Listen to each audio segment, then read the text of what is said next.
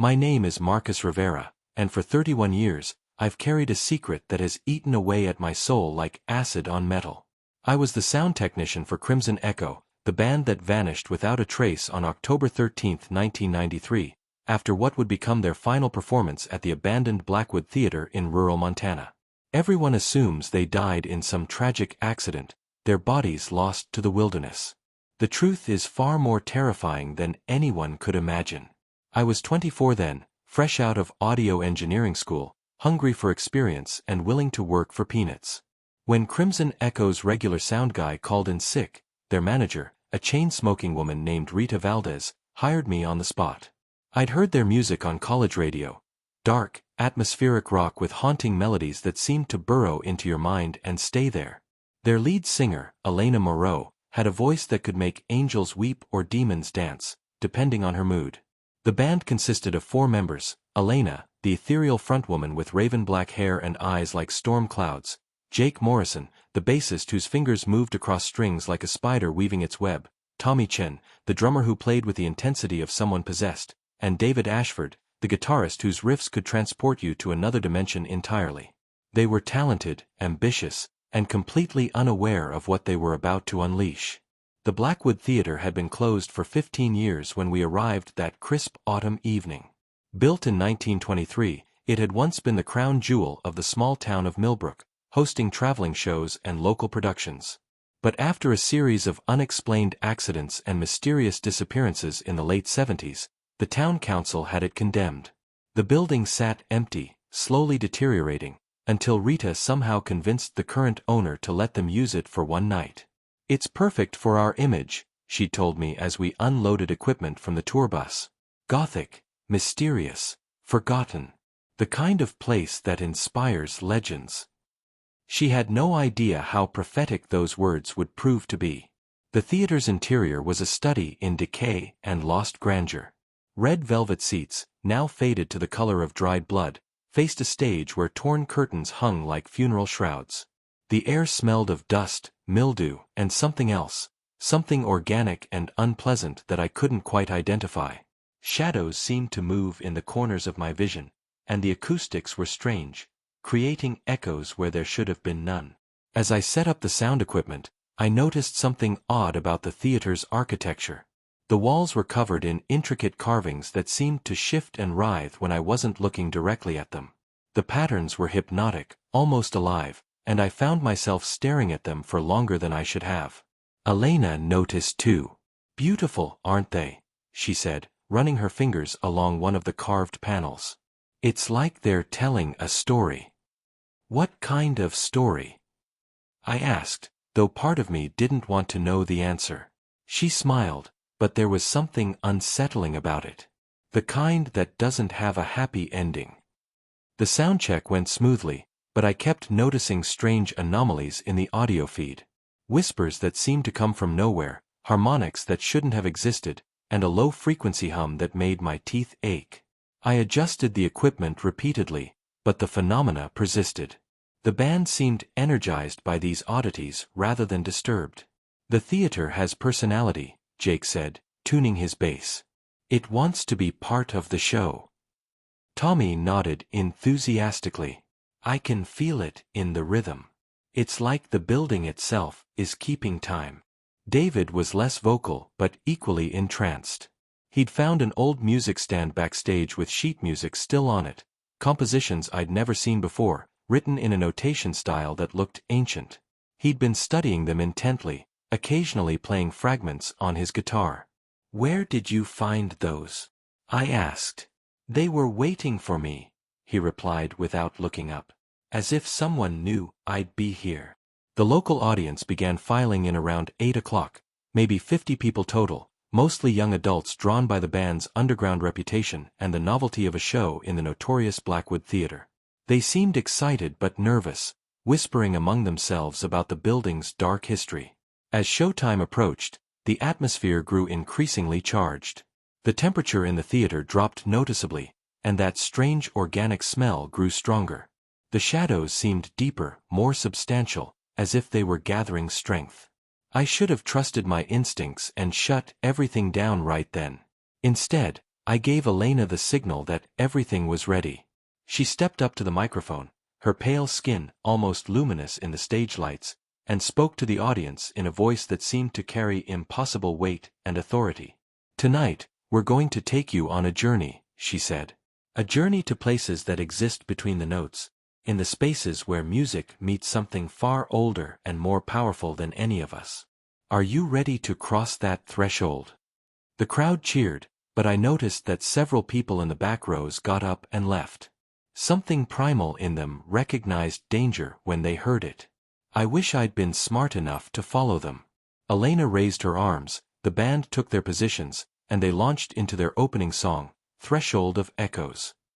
From the very first note, I knew this wasn't going to be an ordinary performance. The music that poured from the stage that night was unlike anything I'd ever heard, and I'd been working in audio for years. It wasn't just that Crimson Echo was performing at the peak of their abilities, though they certainly were. There was something else happening, something that transcended normal musical performance and entered territory I couldn't begin to understand. Elena's voice soared through the theater with supernatural clarity and power. Every word she sang seemed to resonate not just in the air but in the very structure of the building itself. The ancient wood and stone responded to her voice like a tuning fork, creating harmonics that shouldn't have been possible. Jake's bass lines didn't just provide rhythm, they seemed to pulse with the heartbeat of something vast and alive.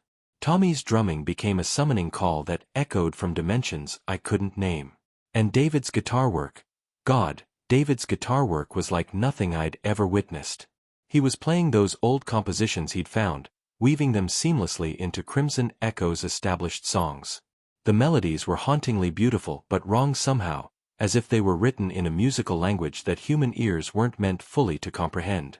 The notes hung in the air longer than physics should have allowed, creating layered harmonies that built upon themselves until the theater was filled with a symphony of impossible complexity. I watched my equipment readings with growing alarm. The decibel levels were registering far higher than what the band should have been producing, yet there was no distortion, no feedback. The frequency spectrum showed patterns I'd never seen before. Mathematical impossibilities that my instruments were somehow detecting and recording. The low-frequency hum I'd noticed during soundcheck had grown into a subsonic thrumming that I felt in my bones rather than heard with my ears. The audience was transfixed. Those who had stayed were swaying in perfect unison, their eyes closed, faces upturned toward the stage with expressions of rapture.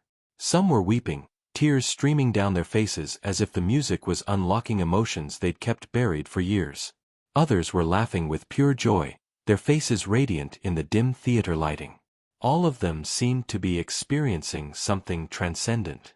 But I was behind the mixing board, focused on the technical aspects, and from my vantage point, I could see things the audience couldn't. The shadows on the walls weren't just shadows anymore, they were moving with purpose, reaching toward the stage like grasping fingers. The carved patterns on the theater walls were definitely shifting now, rearranging themselves into new configurations that hurt to look at directly. And there was something else, something that made my rational mind rebel against what my eyes were showing me. The air above the stage was beginning to shimmer and bend, like heat waves rising from summer asphalt. But this wasn't heat distortion, this was something far more disturbing. Reality itself seemed to be becoming malleable, responding to the otherworldly music like clay in the hands of a sculptor. I could see glimpses of elsewhere, fragments of landscapes that existed in no earthly geography, architectures that defied physical laws, and worst of all, shapes that might have been living beings but were nothing like any life I'd ever encountered. Elena had noticed it too.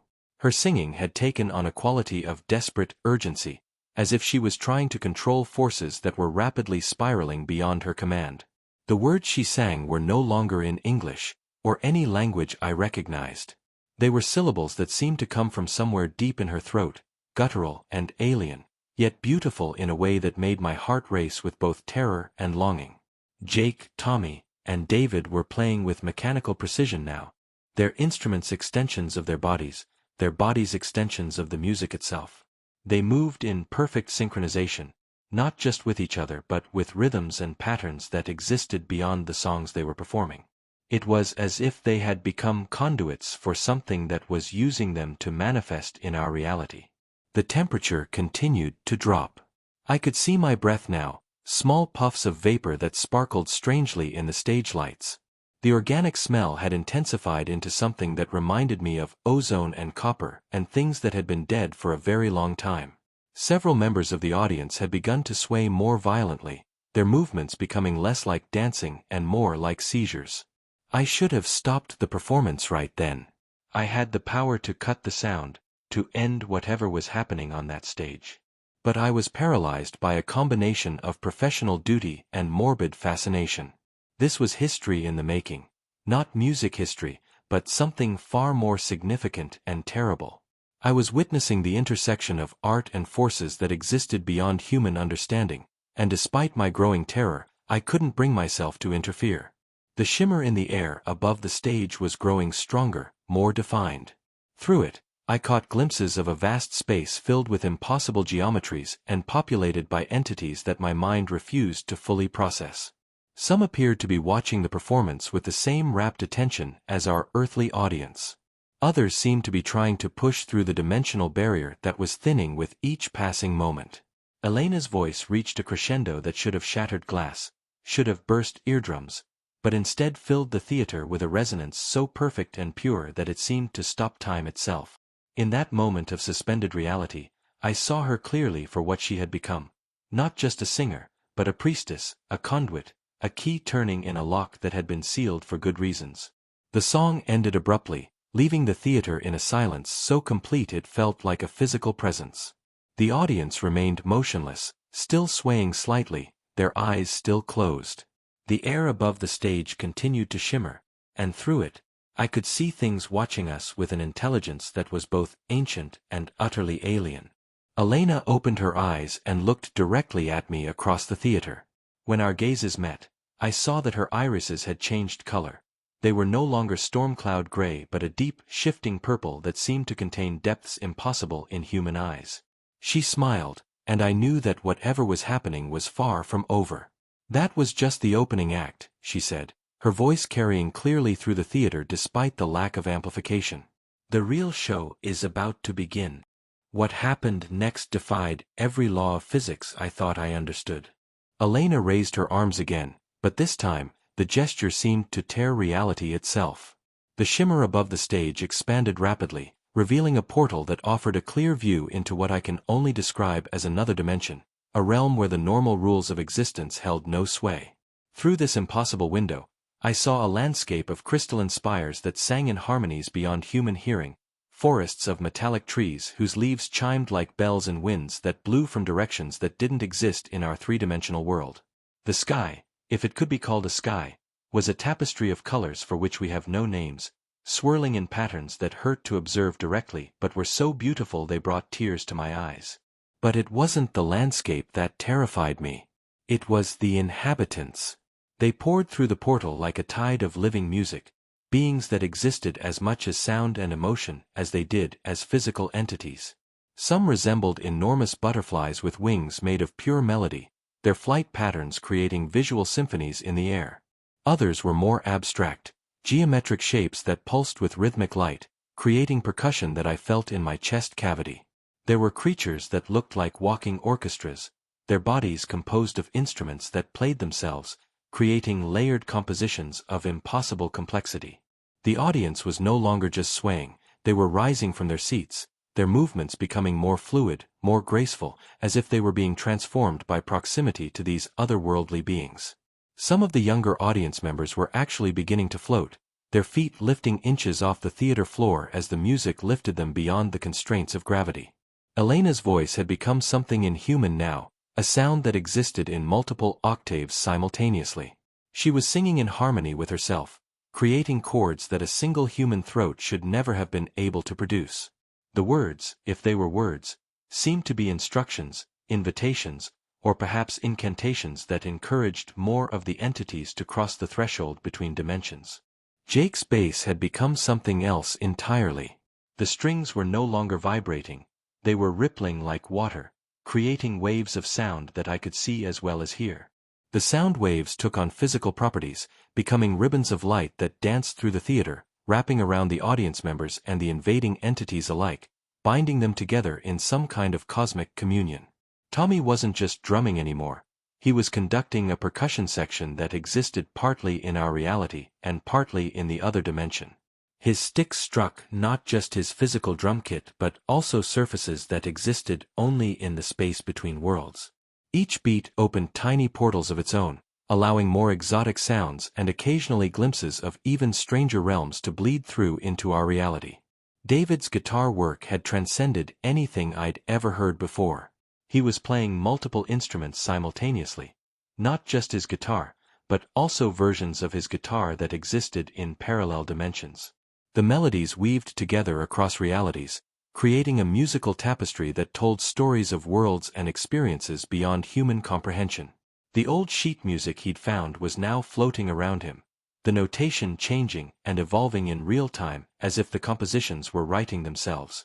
I tried to document what I was seeing, my hands shaking as I adjusted recording levels and camera angles. My equipment was capturing everything, the impossible sounds, the visual distortions, even some of the interdimensional entities, but I knew that no one would ever believe the recordings even if they survived what was happening. The organic smell had evolved into something that wasn't entirely unpleasant, like ozone mixed with exotic flowers and the scent of rain on alien soil. The temperature fluctuations had stabilized into comfortable warmth, as if the merging realities were finding an equilibrium that could sustain both forms of life. Some of the audience members were now clearly transforming. Their movements had become impossibly fluid, their expressions serene and otherworldly. A few were beginning to emit their own light, soft auroras that complemented the music and created visual harmonies with the entities that had crossed over.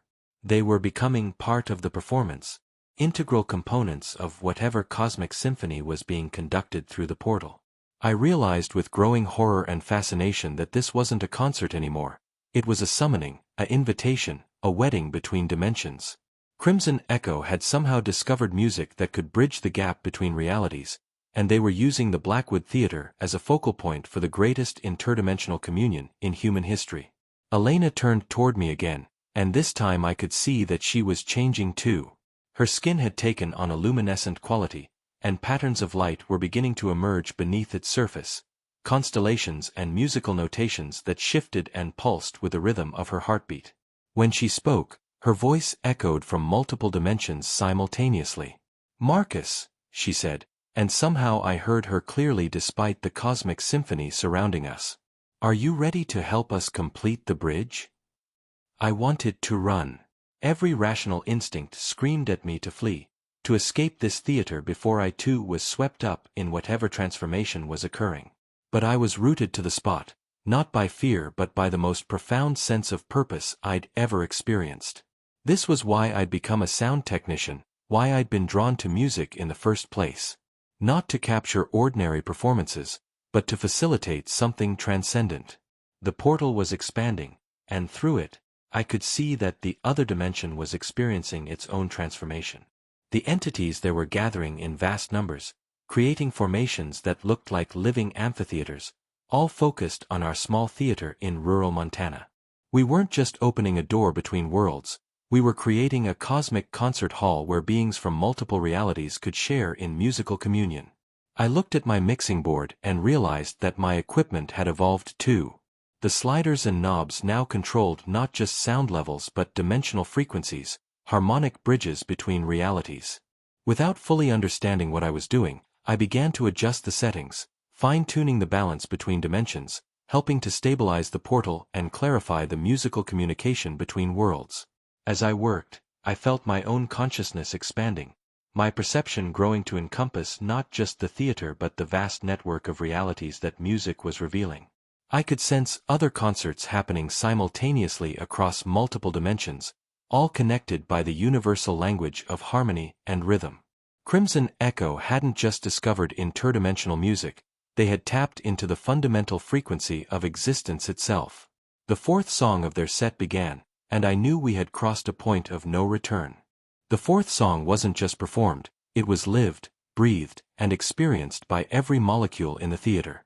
As Elena's transformed voice merged with the cosmic chorus, I realized we were no longer observers of an interdimensional event. We had become integral parts of a living symphony that spanned multiple realities. The portal had expanded to encompass most of the stage area, and the boundary between our world and theirs had become so thin as to be meaningless. Entities from the other dimension were now fully present in our theater, their forms stabilizing as they adapted to our physical laws while retaining their otherworldly essence. They weren't invading or conquering, they were participating, adding their voices to a musical collaboration that redefined the very concept of performance. The audience had undergone remarkable transformations. About half of them were now floating freely in the theater, their bodies radiating soft, pulsing light that corresponded to different musical phrases. They had become living visual representations of the music, human light shows that painted emotions and melodies in the air around them. The others remained seated but were clearly changed, their faces bore expressions of profound understanding, as if they were receiving cosmic truths through their cellular structure. I found myself changing too. My perception had expanded far beyond normal human senses. I could see sound as geometric patterns in the air, taste colors as they emerged from the interdimensional portal, and feel the emotional resonance of every note as it traveled across realities. My hands moved across the mixing board with supernatural precision, adjusting frequencies that existed in dimensions I couldn't name but somehow understood perfectly. Through my enhanced awareness, I began to comprehend the true scope of what was happening. The Blackwood Theater wasn't just a random venue, it was built on a dimensional weak point, a place where the barriers between realities were naturally thin. The mysterious disappearances and accidents from the 1970s weren't random tragedies, they were the result of previous attempts to breach those barriers. The theater's builders, whether they knew it or not, had constructed a machine designed to facilitate interdimensional contact. The carved patterns on the walls that had seemed merely decorative were actually sophisticated harmonic resonators, designed to amplify and focus musical frequencies across dimensional boundaries. The strange acoustics I'd noticed weren't flaws in the architecture, they were features, carefully engineered to create the precise conditions necessary for reality-bridging music. Elena had discovered this somehow, along with the sheet music David had found. Those compositions weren't written by any human composer, they were interdimensional songs, musical keys that could unlock the barriers between worlds. Crimson Echo had spent months learning to play them, unknowingly preparing themselves to become conduits for the greatest musical collaboration in cosmic history. The fourth song built to a crescendo that wasn't just heard but felt throughout the fundamental structure of reality. As it reached its peak, something unprecedented happened. The portal didn't just show us the other dimension, it revealed the entire network of connected realities that music could access. Through the expanded opening, I caught glimpses of countless worlds where different forms of life had developed their own musical traditions, all part of a vast, interconnected symphony that spanned the breadth of existence. There were worlds where plants were the primary musicians, creating forest-wide compositions through chemical communication and color changes. Underwater realms where whale-like creatures sang songs that could be heard across entire oceans, their melodies creating weather patterns and tidal movements. Gaseous planets where the inhabitants existed as pure energy, their very beings composed of harmonic frequencies that painted aurora-like displays across their atmospheric surfaces. And all of them were listening to what was happening in our small theater in Montana. More than listening, they were participating, adding their own musical traditions to the growing cosmic composition. The fourth song had become a multidimensional choir with participants spanning the universe, all connected through the universal language of harmony and rhythm. Jake's bass lines were now creating actual bridges between realities, solid constructs of crystallized sound that allowed entities to move freely between dimensions. I watched as some of the floating audience members began to explore these bridges, disappearing into other realities only to return moments later with expressions of wonder and carrying fragments of alien melodies. Tommy's drumming had evolved into something that controlled the flow of time itself. His rhythms weren't just keeping tempo, they were creating temporal pockets where past, present, and future could coexist simultaneously. I could see echoes of the theater's past, previous performances, the original construction, even glimpses of the indigenous peoples who had considered this site sacred long before any buildings existed here. All of these temporal layers were contributing their own musical elements to the ongoing performance. David's guitar work had become something that defied description. He was now playing instruments from multiple dimensions simultaneously, his fingers moving across strings that existed in parallel realities while creating melodies that told the story of cosmic evolution through pure sound. The sheet music he'd found was now floating around him in complex orbital patterns, the notation changing and evolving as it incorporated musical ideas from across the dimensional network. But it was Elena who had become the focal point of the entire interdimensional symphony. Her voice now carried the combined harmonies of countless worlds, translating the musical languages of dozens of different forms of life into sounds that could be appreciated by beings from any reality. She had become more than a singer, she was a cosmic interpreter, a living bridge between all the musical traditions in the universe. As the fourth song reached its conclusion, I realized that something permanent had changed. The portal wasn't going to close when the performance ended. The barriers between dimensions had been permanently weakened, creating a stable connection point that would allow for ongoing musical collaboration between realities.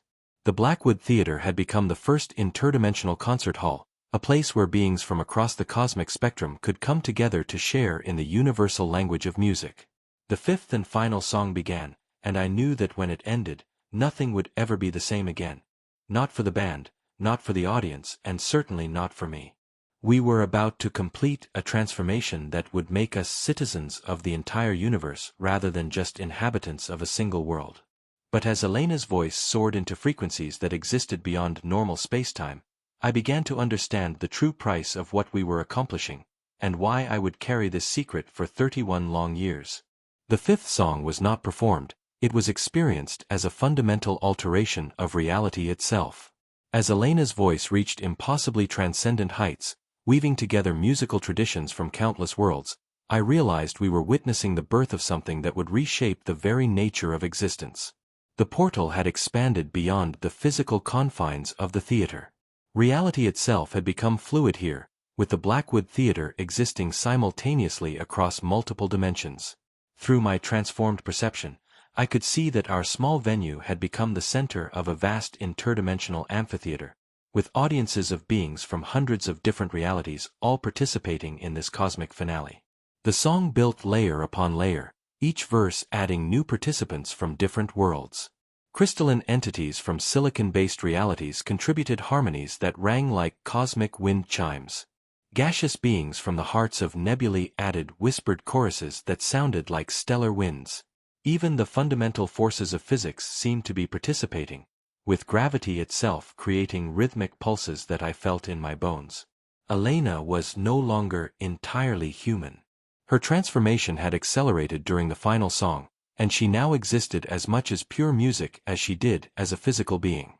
Light poured from her skin in patterns that matched the melodic structures she was singing, and her voice had become something that could be heard not just with ears but with every cell in one's body. She had become a living conduit for the universe's musical consciousness. Jake, Tommy, and David were undergoing similar transformations, their individual identities merging with their instruments and the cosmic symphony they were facilitating. Jake's bass lines were now creating the fundamental harmonic structure that held multiple realities together. Tommy's drumming had become the heartbeat of the dimensional network itself. David's guitar work was painting landscapes of sound that served as meeting grounds for beings from incompatible realities. The audience, those who remained in recognizable human form, were weeping with joy and terror. They understood, as I did, that they were witnessing the most significant moment in the history of conscious beings anywhere in the universe. Music, the most abstract and ethereal of arts, was revealing itself to be the fundamental organizing principle of reality itself. But as the song approached its climax, I began to understand the terrible truth about what was happening. This wasn't just a concert or even a summoning, it was a translation. Crimson Echo and everyone in the theater were being converted from physical beings into pure musical consciousness, becoming permanent residents of the interdimensional harmony that connected all realities. The floating audience members were the first to complete their transformations. One by one, they dissolved into streams of light and sound, their individual consciousness merging with the cosmic symphony while somehow retaining their essential selves. They weren't dying, they were evolving, becoming something far greater than what they had been. But from the perspective of our physical reality, they were vanishing completely. I watched in horror and fascination as my recording equipment began to document its own impossibility. The audio recordings were capturing sounds that existed outside the normal frequency spectrum. The visual recordings were showing events that occurred in multiple dimensions simultaneously. My instruments were becoming interdimensional themselves, technological bridges between realities. Elena turned to me one final time, her eyes now pure light, her smile containing the joy of 1,000 worlds.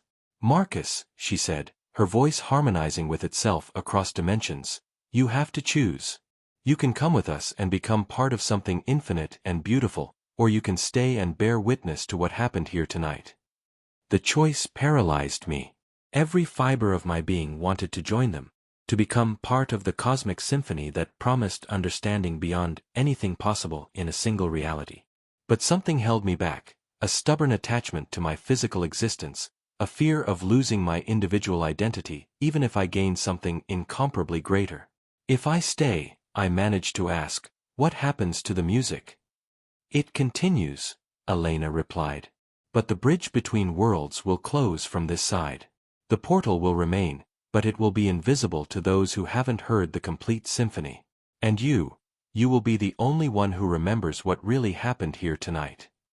The final crescendo began, and reality reached its breaking point. The theater filled with light and sound so intense that it transcended the physical entirely. I felt the pull of the transformation, the invitation to shed my corporeal form and join the cosmic choir. But at the last possible moment, I made my choice. I closed my eyes and pressed my hands over my ears, cutting myself off from the final notes of the interdimensional symphony. I felt the other's transformation wash over me like a tide of pure music, but I remained anchored to my physical form through sheer force of will and terror. When the light faded and the cosmic chorus fell silent, I opened my eyes to find myself alone in the Blackwood Theater.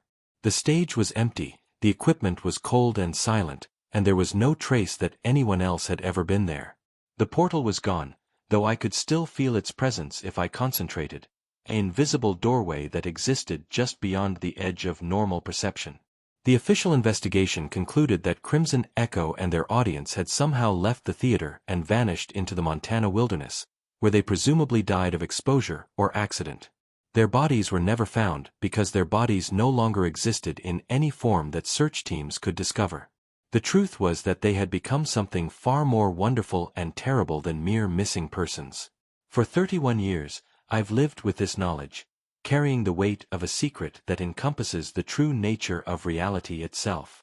I've continued working in audio engineering, always listening for echoes of that interdimensional music, always hoping to hear some trace of the cosmic symphony that my friends joined that night.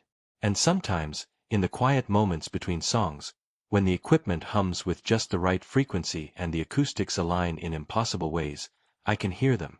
Elena's voice harmonizing across dimensions, Jake's bass lines holding realities together, Tommy's rhythms keeping time for the entire universe, and David's melodies painting pictures of worlds beyond imagination. They're still performing, still creating music that bridges the gaps between all forms of consciousness in the universe. They didn't disappear. They graduated to something infinitely larger than what any of us could have imagined. The portal remains, invisible but present, waiting for the next musicians who are ready to take that final step into the cosmic symphony. The Blackwood Theater has been demolished and rebuilt several times since 1993, but the interdimensional weak point remains. Music venues built on that site continue to experience strange phenomena, equipment malfunctions that create impossible sounds, performances that seem to transcend normal reality, and occasionally, musicians who simply vanish during their sets. I'm 75 now, and I can feel my own transformation beginning. My hearing has become sensitive to frequencies that don't officially exist, and sometimes I can see sound as geometric patterns in the air. I know that soon, I'll have to make the choice that I postponed 31 years ago. But before I join Elena and the others in their interdimensional symphony, I needed to tell this story. Because somewhere out there, other musicians are discovering the same ancient songs, the same portal-opening melodies that Crimson Echo found. And when they do, they'll need to understand what they're really choosing between, the limitations of a single reality, or the infinite possibilities of a universe that runs on music. The choice, as it was for me, will be theirs to make. But now, at least, they'll know what they're really choosing between.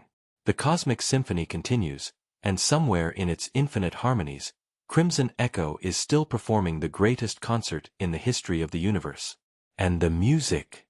God, the music is more beautiful than anything you could ever imagine.